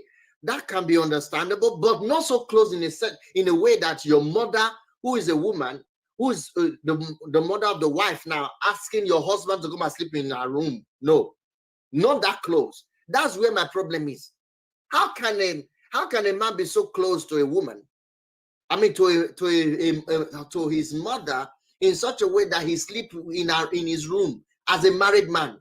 He's still sleeping in the mother's room. I mean, it's annoying. It's barbaric. This is open war. I'm reading Rita's comment here. Let me put it up. The wife might get to speak with the siblings of the husband or his friends. If we want to get to the bottom of any secret, the best person to ask is the close friends. You see why you see why I'm talking about suggestions from you guys. Look at this now. The wife might get to speak with the siblings. The wife might get to speak with the siblings. If there are no siblings, what if there are no siblings? Then he should speak to his friends. No matter what, either the man has close friends or he has close siblings. If he doesn't have siblings who can tell the truth, then the friends should be able to tell. There should be a childhood friend somehow who the woman can be able to question. Because I'm not saying we are not suggesting that you should fight your husband. This is not the time to start fighting. And laying accusations and say, something is going on, and they start screaming, holding your head and screaming, somebody come, something is going on, no. This is not the time to do that. So what you need to do is sit down and use your mind. Think before you act. Like Rita is suggesting, ask questions. That's what I would tell you to do. The first thing is the action is wrong. The request is unacceptable. That's the first step. Don't accept it. Now, why? Why would you not accept it? What are your backings? Because you're married. You're married. Your husband belongs to you, not to anyone else. Once you're married, your husband is now your own, your property, your own. Same thing with the man. The man sees you as the wife as his own property. That's what it means. Both of you now are now one. You are one. There's nothing you do that should be against your oneness. So sleeping in your mother's room is against that already. So that alone is a well-defined reason. You want to say no to it. Sleeping in my mother's room is not acceptable. My mother should never think of asking me to come and sleep in her room and leave my marital bed and come and sleep in your own room. Ha! What is this? What is this? I can't imagine that. And then the man will not stupidly say, yes, okay, let me go and tell my wife. What? Tell your wife? Ask your wife for permission? That is not something you even want to tell, bring with saying. You don't need permission to say no first. You are the man. You have to stand up and say, no, mom, what kind of request is that? Are you okay? What are you asking me to do? That will be the normal reaction of something that is just starting. I think so. But if it has been on, like Rita said, probably it has been on since childhood. Think about it. And I 50% agree with that in a way. If not 80% agreement, sir. I agree with that. In a way, something connect to that. There's something. Childhood experience. There's something that has been going on on childhood experience. It has been on. And that has tamed his emotion. It has tamed his decision. So it's like he's imprisoned with it. He's belong. He can't speak up and speak out about it anymore. He's afraid. He's been timid. Now it's like it's not like he's a slave to the mother. And he's afraid. Probably he was even forced to marry this woman as a camouflage. The question is, why would the woman, the parent, the mother and the father now come to his marital home and stay there? Let's assume he's taking care of them. But why stay there? They don't have to stay there to take care of them. You can take care of them from anywhere. I think so. I'm not saying don't take care of your parent, don't love your parent, but you see, we have to apply some wisdom. Men, we need to understand that we need wisdom to handle what we have in our possession so that we'll not lose them. I read an article recently. Somebody was saying that I wanted to listen to this. Somebody was saying that there are no good women anymore. He says, but there are men who are looking out to take or steal from the men who stupidly do not recognize the goodness and how nice that their wife is to them. And they just toss them off. There are other men like that who will steal your wife. So again, if you're a man listening to this and you don't treasure your wife, you take your wife for granted and you try to do this kind of thing. Imagine this kind of thing. You come to your wife and tell your wife, my mother said I should come and sleep in her room. You don't value your wife. For me, you don't value your marriage at all. If you don't value your marriage, then you don't value that woman that you marry. That's the simple truth. You will not bring that as a conversation to come and discuss with your wife. My mother said I should come and sleep in her room for 5 days or 10 days or 15 days, whatever, how many days. Even though it's just for a night, there should be a question. Why? Is she sick? No. Is she paralyzed? No. Okay. What is going on? You see it now? So this is exactly what we are talking about. Some people are thinking now, what is this guy talking about? Let me give you the question again. I talked about this particular question. It says, my mother-in-law wants my husband to sleep in her room for some days when my father-in-law is out. Is this okay? Should I respond as a yes to it? That exactly is the question. And I'm saying the woman should never, never respond to that kind of request. What is your take on this? What do you think? And that's what I'm throwing out to everyone. What do you think? What do you think should be done? What do you think should be done? Should she go ahead and do it, or um, should she just, wave it over his head and say, okay, okay, that's fine, maybe? What do you think? What do you think? So that's what I'm asking you. What do you think can be done? Is there a way for this to be resolved? And that's what we're talking about today. And if you have any contribution, I want you to contribute right away in the next couple of minutes. I want you to contribute and then also say your opinion about this. And as well, I would like to suggest to you, if you haven't subscribed to this channel yet, I want you to subscribe to this channel, because we have a lot of information that we have been sharing on this channel that I personally believe will be of great impact to you. It will be of great impact. So I encourage you to subscribe to this channel if you haven't already subscribed to this channel. And also, if you have any question regarding relationship, or you're going to be going through challenges and you want a clarification of some things in your relationship, in your marriage, don't hesitate to ask us the question.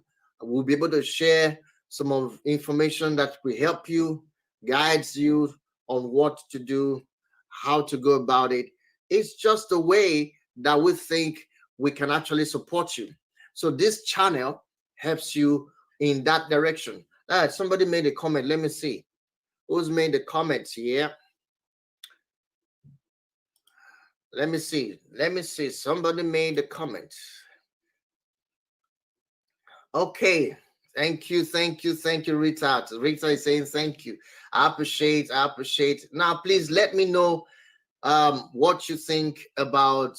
If you haven't subscribed yet, guys, subscribe and join the bandwagon. There's so much we're sharing, and there's so much we want to share. And there's more of these things that people are going through that we want to talk about. All right, we want to talk about. So if you have any question, any subject you think you need an answer to, and you want us to talk about it, please don't hesitate to put it on the comment section, or you can write to me on this email, on our email address. I'll just put it up for those of you who would like to write email. You like to write email. There's some of you who like to write email. All right. So if you want to write email, you can write to me on Outlook. Family Aspect at Outlook is just there on the chat, so you can get it there and write to us if you want to. You can write to us right there, anytime, any day. So write to us, Family Aspect at outlook.com. Write to me, and I will be able to take your information, and then obviously anonymously we'll be able to treat every subject that you ask us to talk about, or probably you want some answers to. Any other questions that you may ask, just put it on the comment section, and then we'll be able to get back to you on those questions. Thank you everyone for watching, and I believe everyone who has listened to this video or who will be watching this video will have great impact. Now let's summarize before we just go off. First of all, I want to thank Rita for being part of this live stream. I really appreciate your comment. And Wise was here earlier on, and I thank you for being there. And also Maggie, thank you so much for being there. You did amazing. You did amazingly commenting today. Thank you all for joining. You guys are amazing. You guys are my family, and I love you all for being part of this live stream. There's so much we can talk about, but I want to summarize about this. Firstly, If you're going through this challenge and the man is really more into the mother than you are or than he is to you, that means you're becoming more irrelevant to him.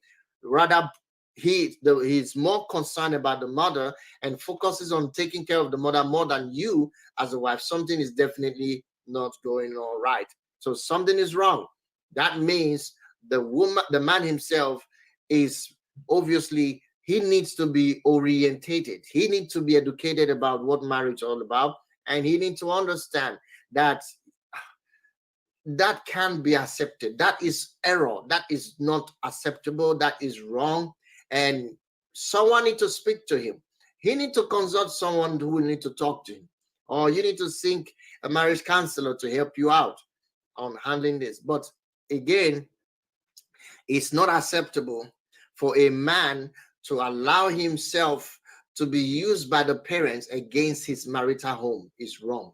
And that is what I see on that. Now, what is the way out?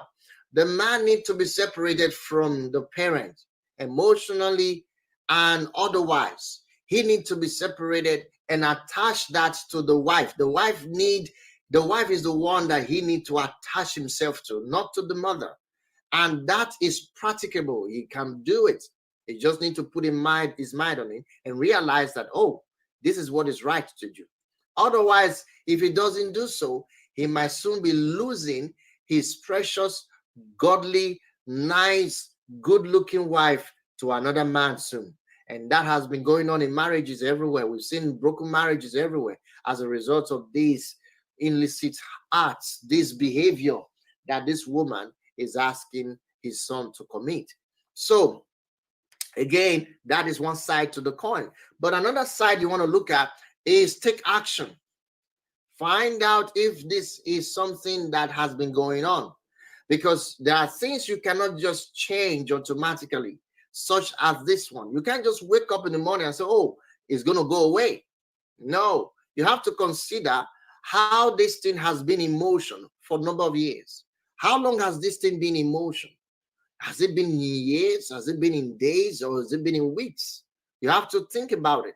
Then know that that same amount is required to be able to find a solution and implement that solution. So in reality, such action must be investigated. Such behavior must be investigated. You have to investigate your mother-in-law, investigate your son, your husband, who is also the son to the woman in such scenario. It might be the other way around. What if your husband is attached to your own mother, so close than you are, so close than you? What are you going to do? So again, the same thing applies. You have to investigate. Stay awake. Open your eyes. Observe things. Don't be too careless about things. Don't be too carried away about what you think is right or what you think is not right.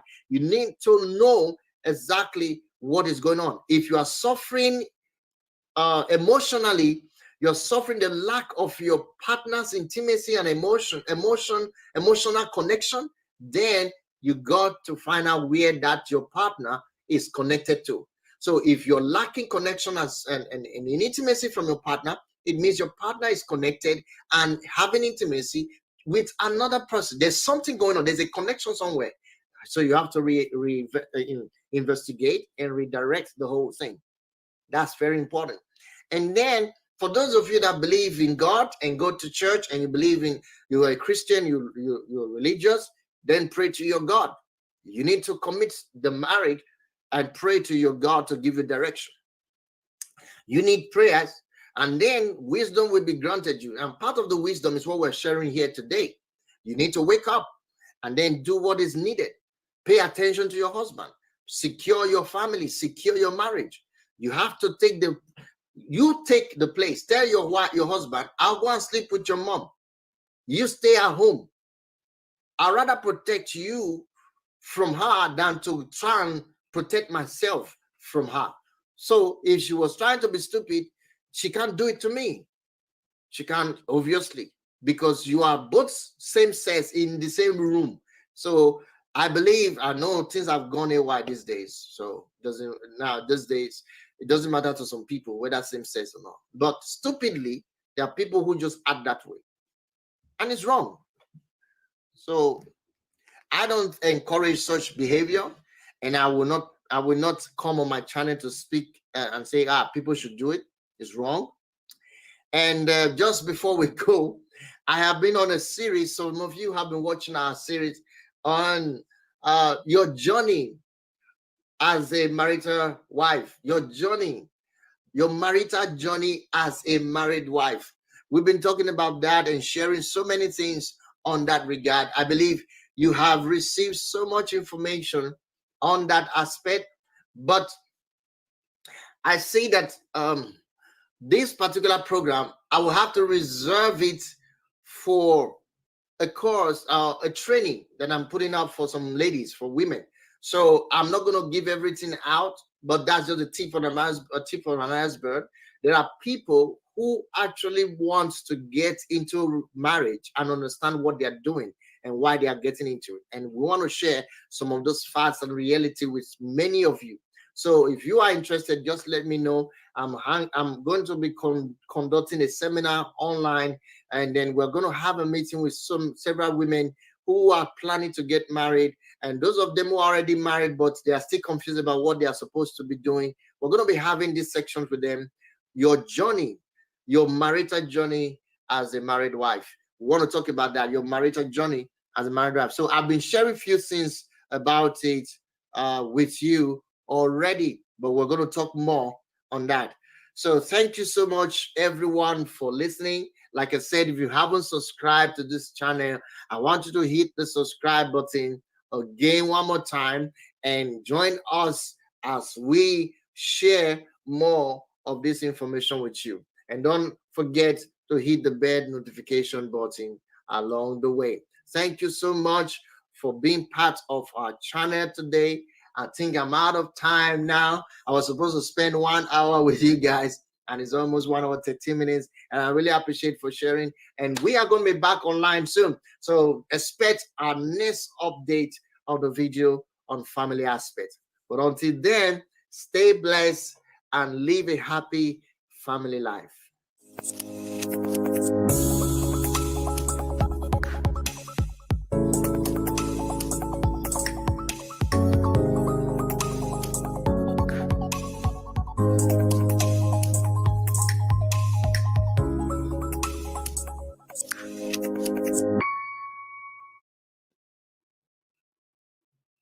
All right. Bye for now. Love you all.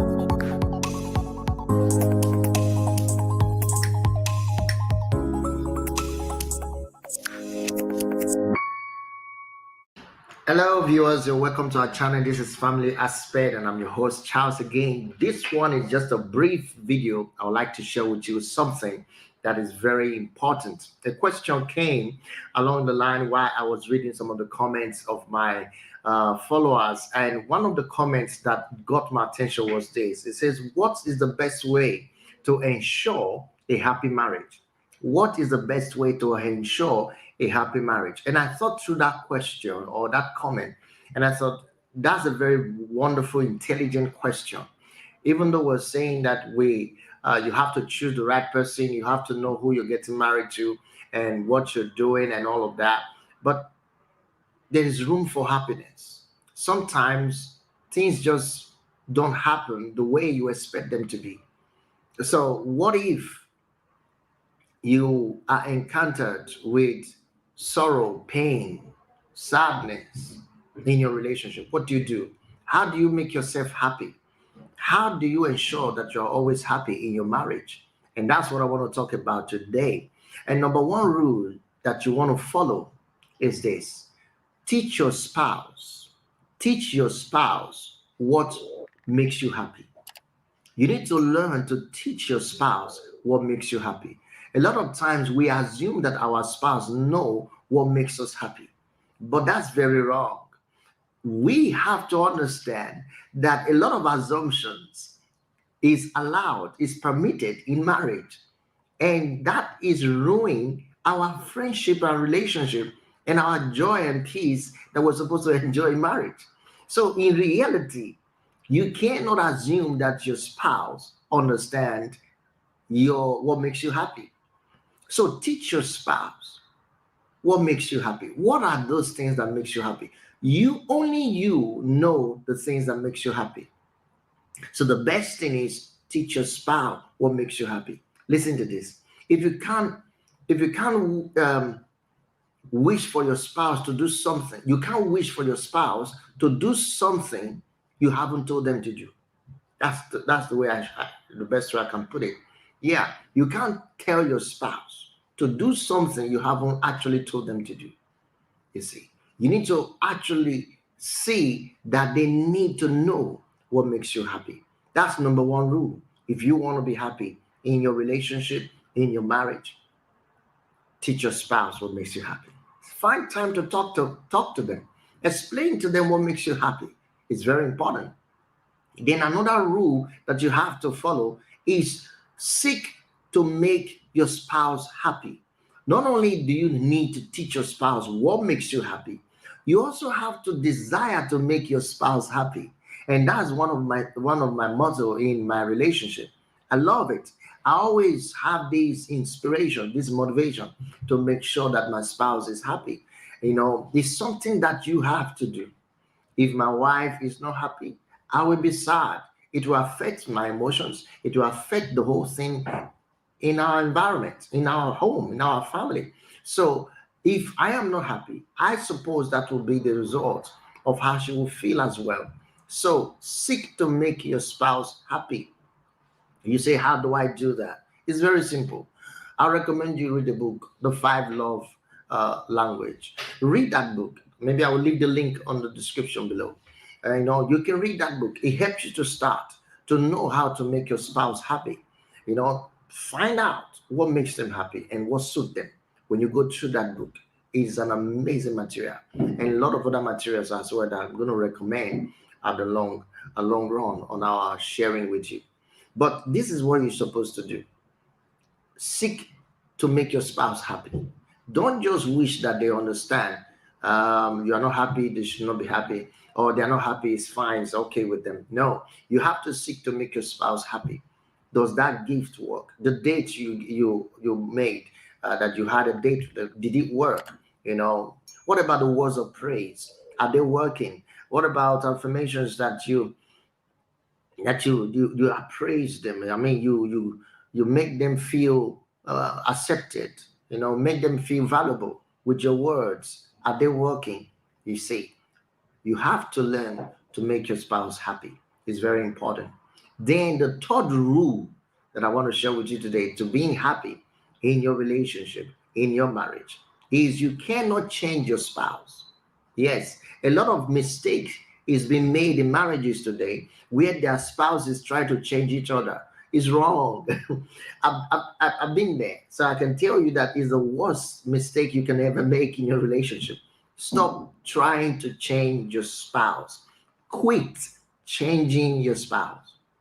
You say, what should I do then? What about if he does things or she does things that I don't like and things I don't want? You can talk about it. You can talk about it. But here's what you do. Don't make an attempt to change him. You may have to suggest things that they will see or get to acquaint with in another light, politely, friendly. You have to communicate those things. But if you are on the falsifying way, using a method that is not acceptable to try and change them, you're going to create more problems. So stop trying to change your spouse. It's not helping. It's never helped, and it will never help you. So don't make that happen to you in your marriage. Don't try to change your spouse. It doesn't matter what bad habit, it doesn't matter what kind of things that they're doing. All you got to do is talk about it. And in most cases, you can't change them. The only person that can change them is the one who created them. Only the potter is has power over the clay. All right. The potter has power over the clay. You need to remember that. Don't forget that. So quit trying to change your spouse if you want to be happy. Now, let me just summarize on this. Like I said, this is a very short video. I just want to summarize this. Now, my wife and I, we try every day to make each other happy. We try every day to make each other happy. And we communicate clearly when we feel frustrated, when we feel unappreciated. We're practicing that. And that has been very, very helpful. And we also learn to ignore each other flaws, each other offenses, each other weaknesses and limitations. We learn to forget it. We learn to overlook it. That's the word. We ignore them. All right. It's not that we don't talk about things like that. We talk about it, but we don't pick offenses from them. We ignore them. We focus on the aspect of each other that we love, the area that we know. For instance, I focus on the area that I know that I love about my wife. I try to emphasize that, try to expatiate on that, because what you focus on the most is what grows. What you focus on the most is what expands. If you focus on the wrong thing about your spouse, it will grow bigger. But if you focus on the right thing about your spouse, it will grow bigger as well. And that is profitable in all things. Okay, so that's what we do. And after 14 years of knowing each other, way after 14 years of knowing each other, and it's still counting. All right, we are deeply, I could say, we are deeply and happily married, and that's our secret to happiness. That's our secret to happy marriage. So I just thought I should share this with you, and I believe it's going to be a great information that you can use today and add it to your arsenal of information that you're gathering in our channel. Thank you so much for watching. I believe you love what I've just shared with you. If you like it, hit the thumb up button, and then you can also subscribe if you haven't subscribed to our channel yet. And I thank every one of you who have been on our channel and commenting and liking and sharing. Thank you. We love you. We love you so much. And if you have any question, if you have any comment you want to make regarding this information you heard, you have any question at all, don't hesitate. If you want us to talk about anything, don't hesitate to leave it on the comment section, or you can equally write to us. All right. Thank you so much for watching. I'll see you again. Until then, have a wonderful, blissful family life. Bye for now.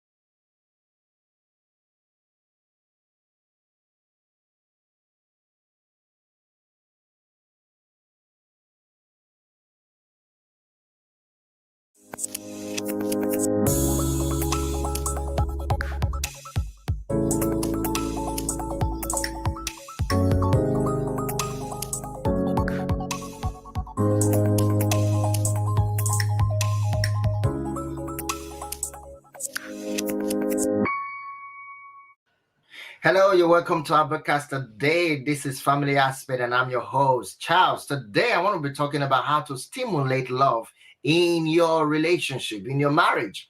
Just in case you've been wondering where the love has gone, why are things not going the way you expected, and it's as though you guys are struggling to find your feet in loving each other again. Well, I want to share with you today number one aphrodisiacs that you need in your marriage. Number one aphrodisiacs you need in your marriage. Now, that is forgiveness. I want to talk a bit on forgiveness today. It's number one aphrodisiacs that you need in your marriage. It's number one aphrodisiacs that you need in your marriage. I keep saying it because you see, this is how you can equally stimulate love in your relationship. All right? Forgiveness. Now, why is there a sudden burst of sexual attraction or intimacy when a couple reconcile from a disagreement or a major fight, a kind of a fight that happens? When they reconcile, what makes you think there is this sudden burst of relations, of intimacy that happens after a quarrel, after a major quarrel, and there is reconciliation? A lot of times we experience that as couples, right? Now, why do you think that happened?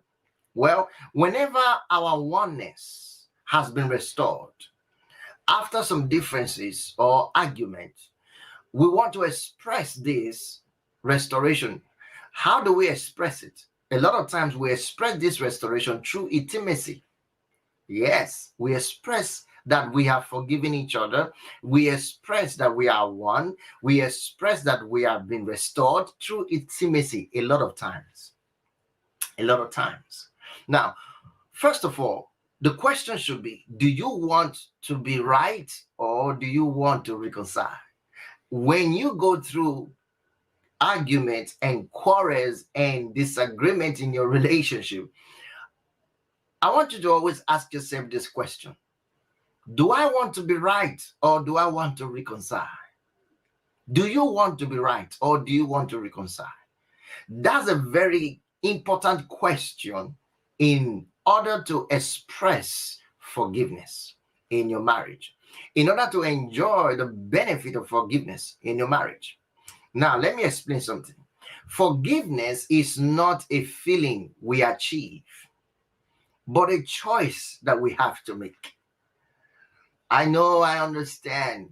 That's why it's very difficult for most of us, some of us, to forgive, because we think it's a feeling that we have to achieve. Until I feel it, I can't forgive. I have to feel that I'm able to forgive you before I forgive you. No, it is not by feelings. It is not achieved by what you feel and how you feel the way you feel.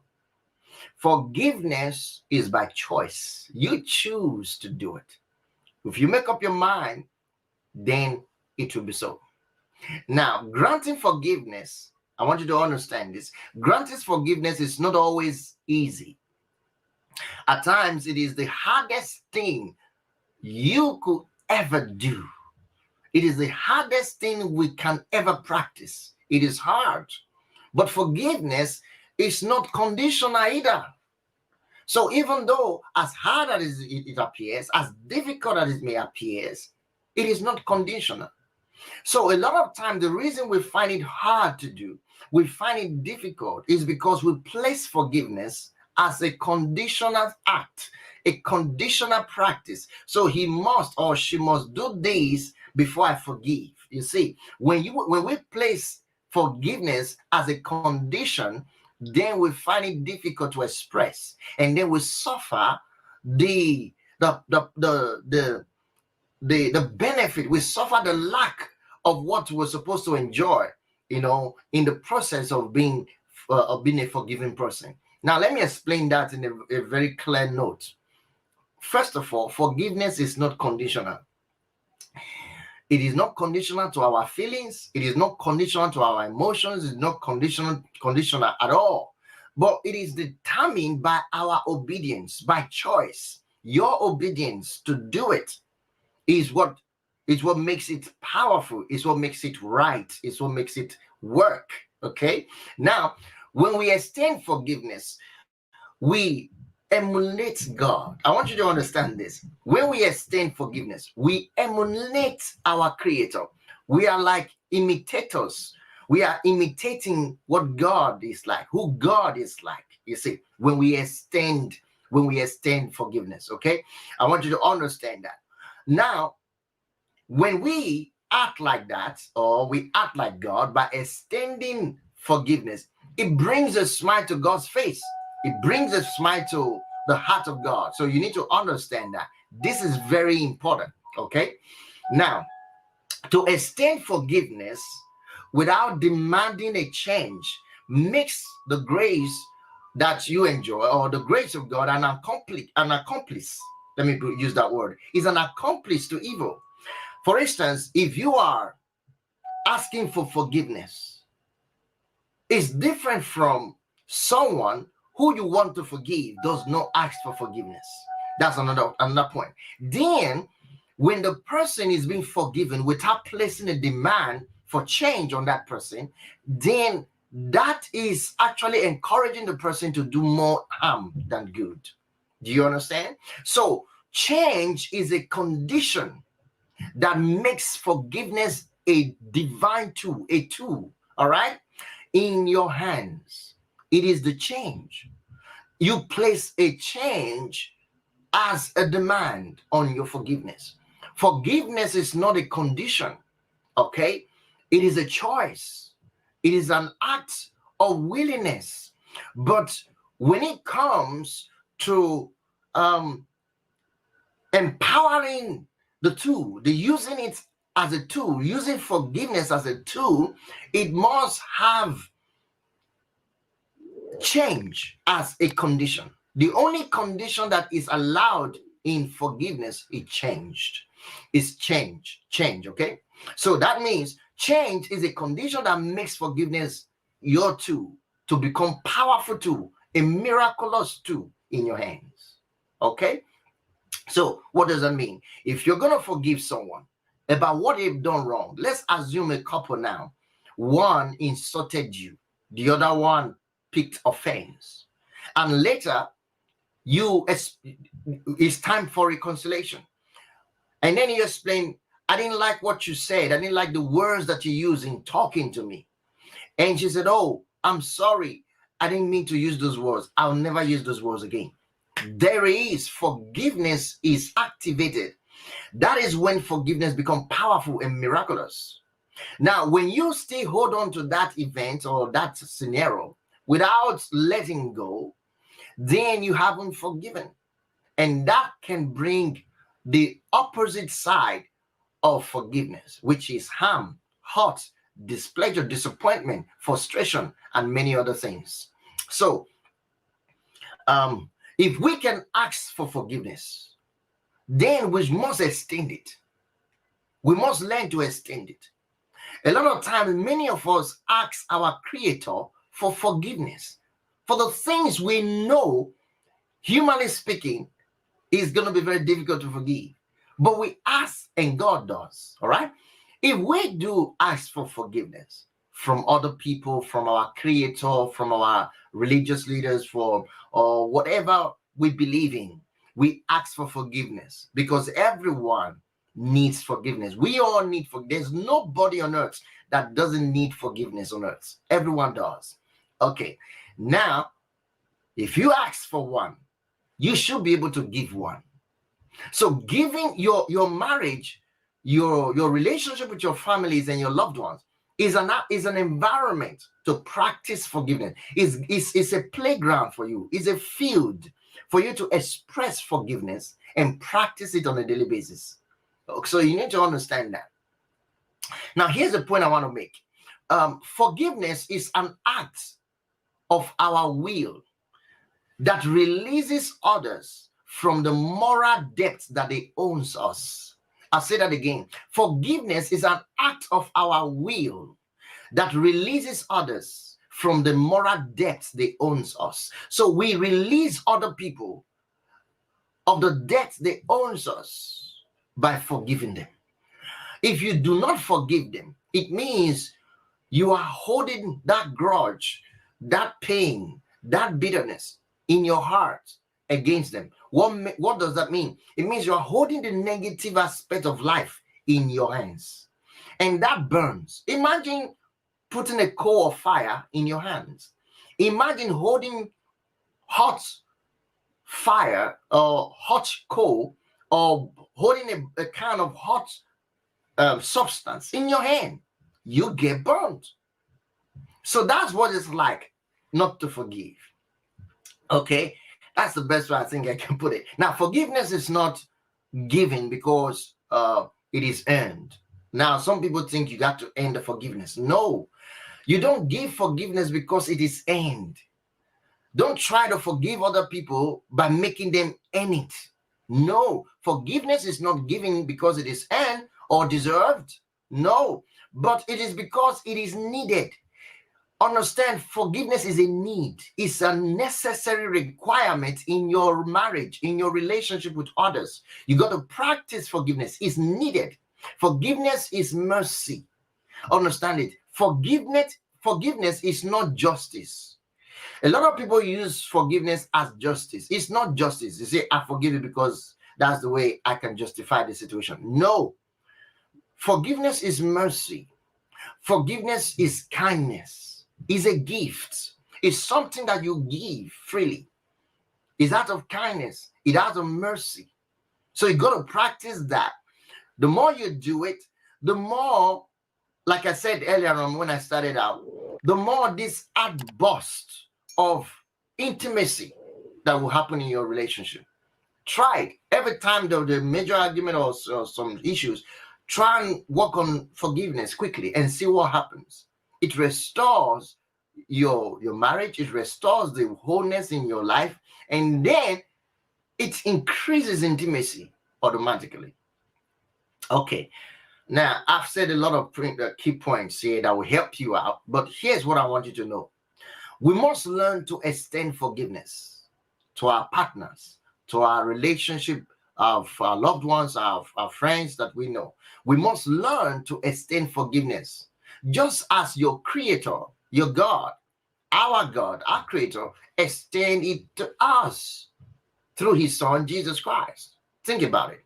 So the whole picture is you got to learn to practice who you really are. Forgiveness is in your nature, is in you, is a characteristic of your personality. So learning to forgive and practicing forgiveness is key to stimulating your love for your partner every now and then. That's why forgiveness is a lifestyle. Forgiveness is something you do on a consistent basis. You remember a story of a man who, one of the master's disciple, and asked and said, how many times should I forgive my brother when he offends me? If he offends me 7 times, how many times should I forgive him? Well, the master said 7 times 70. So you have to multiply that as many times. In other words, come on, forgiveness is bound to be given as many times you've been offended. So in other words, if you've been offended 3 times, forgive 3 times. If you've been offended 10 times, forgive 10 times. Now, like I said before, forgiveness is not conditional, but forgiveness requires change as a condition. So for you to make forgiveness work for you in your relationship, the person who offended you, the person who did something wrong to you, must be willing to change from what he's done for that forgiveness to become effective. There must be a willingness for change. Of course, that doesn't mean you should not forgive the person, but it will become effective. That means it brings you guys closer to each other and increases the bond among your relationship when the person agreed to change. So I understand that this has been a long, not cool, a short video I perceive. So I just thought I should share this thought with you. For those of you out there, you want to stimulate your relationship, you want to increase the love that is in your marriage. This is one of the way. You cannot